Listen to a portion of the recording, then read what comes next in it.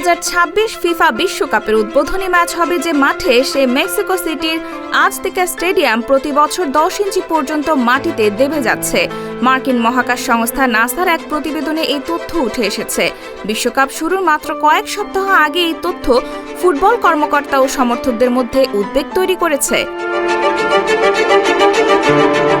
আগামী 11 জুন বিশ্বকাপের উদ্বোধনী অনুষ্ঠানে মেক্সিকো ও দক্ষিণ আফ্রিকা মুখোমুখি হবে এই মাঠে। ম্যারাডোনার হ্যান্ড অব গড গোলের জন্য বিখ্যাত এই স্টেডিয়ামের কংক্রিটের বড় বড় টুকরো মাটিতে বসে যাচ্ছে। নাসা জানিয়েছে, স্টেডিয়ামের নিচের ভূগর্ভস্থ জলাধার থেকে পানি তোলার কারণে এই সমস্যা হচ্ছে।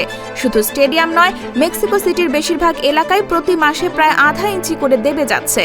মহাকাশে শক্তিশালী রাডার ব্যবস্থা ব্যবহার করে এই ঘটনা পর্যবেক্ষণ করেছে নাসা। 87,500 দর্শক ধারণ ক্ষমতার এই স্টেডিয়ামে বিশ্বকাপের 5টি ম্যাচ হবে।